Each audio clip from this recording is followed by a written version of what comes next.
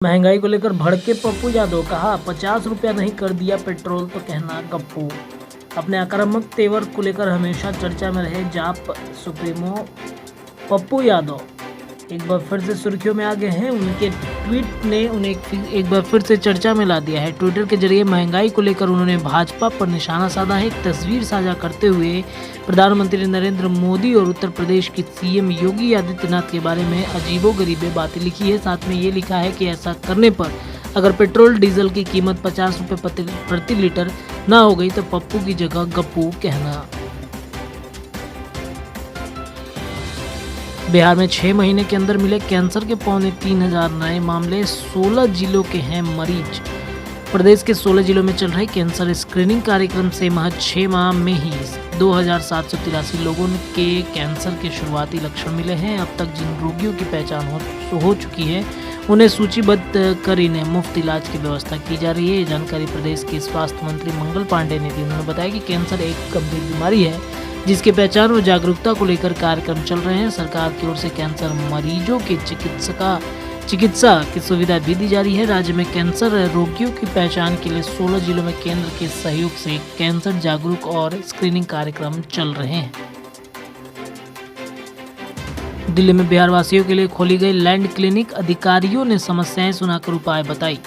राजस्व एवं भूमि सुधार विभाग ने लैंड क्लिनिक खोलकर दिल्ली में रह रहे राज्य के लोगों की जमीन से जुड़ी समस्याएं सुनी और निदान के उपाय बताए। इसके लिए कई काउंटर लगाए गए थे। इन पर आईटी और विभाग की दूसरी शाखाओं के अधिकारी बैठे थे। भू अभिलेखन निदेशक जय सिंह, संयुक्त निदेशक चकबंदी नवल किशोर, सेवानिवृत्त संयुक्त निदेशक विनोद कुमार झा और बिहार प्रशासनिक सेवा के सेवानिवृत्त अधिकारी राधा मोहन प्रसाद खास तौर पर मुस्तैद किए गए थे। नालंदा के हरनौत अंचल के रहने वाले छिदित कुमार दिल्ली में हैंडीक्राफ्ट सामग्री के निर्माता और निर्यातक है, जिनकी जिज्ञासा थी कि स्व घोषणा एवं वंशावली को ऑनलाइन अपलोड कैसे किया जाए। उनकी बात हरनौत के शिविर प्रभारी राहुल कुमार से कराई गई। उन्होंने बताया कि अभी किस्तावार का काम चल रहा है, इसलिए ऑनलाइन दस्तावेज अपलोड नहीं किए जा सकते हैं।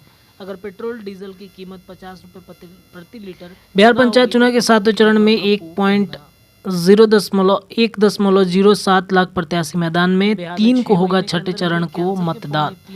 बिहार में हो रहे त्रिस्तरीय पंचायत और ग्राम कचहरी के लिए 7वें चरण में 27,000 पदों के लिए कुल 1 लाख प्रत्याशी मैदान में डट गए हैं। शनिवार को शाम वापसी के समय सीमा समाप्त होने के साथ ही मैदान में डटे रहने वाले प्रत्याशियों में चुनाव चिन्ह बांट दिया गया है। राज्य निर्वाचन आयोग द्वारा 7वें चरण में नाम वापसी की समय सीमा शनिवार को समाप्त होने तक 1,657 प्रत्याशियों ने नाम वापस लिया। वहीं विभिन्न कारणों से 694 पर्चे रद्द भी हो गए। जन्मदिन पर इमोशनल हुए चिराग पासवान। जनशक्ति पार्टी के राष्ट्रीय अध्यक्ष सह जमुई सांसद चिराग पासवान ने रविवार को अपना 39वां जन्मदिन पिता रामविलास पासवान को याद करते हुए मनाया। उन्होंने पिता के चित्र पर माल्यार्पण करती तस्वीरें ट्वीट की और उस पर लिखा कि आपका आशीर्वाद हमेशा मेरे साथ है। इससे पहले चिराग पासवान ने शनिवार की देर रात माता रीना पासवान और पिता रामविलास पासवान की साथ वाला पुराना वीडियो भी ट्वीट किया, जिसमें उन्होंने चिराग को आशीर्वचन दे रहे हैं। वीडियो के साथ उन्होंने लिखा कि आज के दिन उनके पैर छूता था और आज आपको मिस कर रहा हूं। आयकर की छापेमारी के बाद पटना के कई बिल्डर अंडरग्राउंड, कई नेता और अफसरों का छूटा पसीना। बीते बुधवार और गुरुवार को पटना जिले के बिहटा स्थित अम्हारा कंस्ट्रक्शन के मालिक राकेश सिंह के ठिकानों पर छापेमारी के बाद कई बिल्डर अंडरग्राउंड हो गए। साथ ही अपने बचाव के लिए साक्ष्यों और कागजातों को भी रफा दफा करने में जुट गए हैं। इधर आयकर विभाग के जांच का दायरा भी और बड़ा हो चला है। बिल्डर एसोसिएशन से जुड़े सूत्रों का कहना है कि करीब 1 दर्जन बिल्डर अंडरग्राउंड हो गए हैं। उनका मोबाइल फोन भी बंद है।